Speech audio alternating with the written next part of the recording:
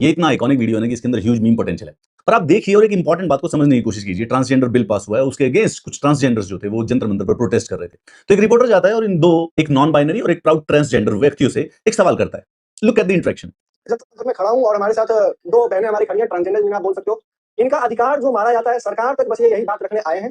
बहनें नहीं। अच्छा। मैं एक नॉन बाइनरी व्यक्ति हूँ और इनसे भी पूछिए इनका जेंडर क्या है? प्राउडली ट्रांस हूँ। अच्छा, आप ट्रांस बोल रहे हो? अच्छा। कि I can't do this cut. तो हुआ क्या कि ये जो रिपोर्टर है, ये दो, एक नॉन बाइनरी व्यक्ति और एक प्राउडली ट्रांसजेंडर का इंटरव्यू ले रहा था। अगर आप थोड़ा सा ध्यान देंगे तो आपको रियलाइज होगा कि जो रिपोर्टर है वो इस प्रकार के जो ये न्यूएंसेस होते हैं, binary, non binary, he, she, they, them, जो ट्रांसजेंडर सेंसिटिव लैंग्वेज होती है, उसकी इस बात की इंफॉर्मेशन नहीं है। तो उसने अपनी समझ के अनुसार ही एंडेड अप सेइंग कि ये दो बहनें हैं, पर उसका इंटेंशन बिल्कुल अच्छा था क्योंकि वो इन दोनों की बात को प्लेटफॉर्म दे रहा था कि आपकी जो ट्रांसजेंडर्स की जो प्रॉब्लम है जिसलिए आप प्रोटेस्ट करने आए हैं, आप उसको सामने रखें। But what does the person do, the non binary person, जो ये नॉन बाइनरी व्यक्ति है, इसको इस बात से फर्क नहीं पड़ता कि इसके पास अभी मौका है अपनी बात को आगे रखने का, एक प्लेटफॉर्म मिला है उसकी सेल्फ अवेयरनेस बढ़ाने का, लोगों को एजुकेट करने का। नो, ये नॉन बाइनरी व्यक्ति इस बात पर स्टक हो गया या हो गई कि मेरे प्रोनाउन गलत पूछ दिए। अब ये नॉन बाइनरी व्यक्ति, इसको चाहिए कि पहले मुझसे मेरा प्रोनाउन पूछा जाए, मैं एक नॉन बाइनरी हूं तो मुझे रेफर कीजिए नॉन बाइनरी, फिर उसके बाद ये जो दूसरा है, ये जो प्राउड ट्रांसजेंडर है, इससे भी बेसिकली इसका पूछिए। इस न्यूएंस के अंदर, इस स्टेप बाय स्टेप प्रोसेस के अंदर इसके पास जो मौका था सही मैसेज देने का, लोगों को अवेयर करने का कि क्यों ट्रांसजेंडर बिल गलत है, क्या समस्याएं आ रही हैं transgenders, why these pronouns are used, क्यों मुझे नॉन बाइनरी कहना सही है, क्यों किसी और को ही या शी या दे या देम कहा जाता है।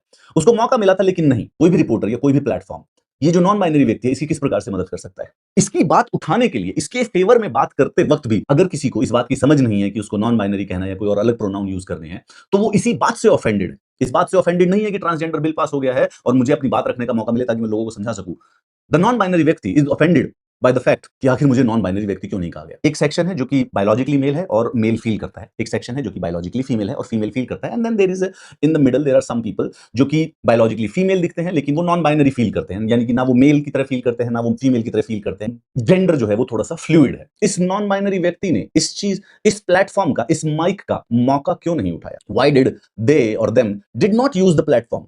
ये जो रिपोर्टर है ये मजाक उड़ाने के मूड से नहीं है, ये ना उसको मॉक कर रहा है, ये एक्चुअली में उसको इंटरव्यू कर रहा है। लिटरली वो बोलता है कि यार इनकी प्रॉब्लम है, समस्याएं हैं। हाँ, उसको नॉलेज नहीं है, he doesn't have the knowledge कि नाउन्स होते हैं, प्रोनाउंस होते हैं या बाइनरी, उसको शायद मालूम भी नहीं है। तो उसने जो उसको लगा गलत लगा, चाहे उसको बहन बोल दिया, बट उसका ऑफेंस देखो, she had the opportunity to say her thing but she didn't. Sorry, ये बाइनरी व्यक्ति के पास मौका था अपनी बात कहने का लेकिन उसने बोला नहीं। Hence in the solidarity with this reporter, क्योंकि मुझे भी सारे के सारे नाउन्स नहीं पता है अच्छी तरह से, हो सकता है मैं भी गलत बोल दूं, तो जस्ट बिकॉज ये बाइनरी व्यक्ति जो था वो नाराज हो गया, मैं भी ट्रांसजेंडर बिल के ऊपर फिर कोई वीडियो नहीं बना पाऊंगा।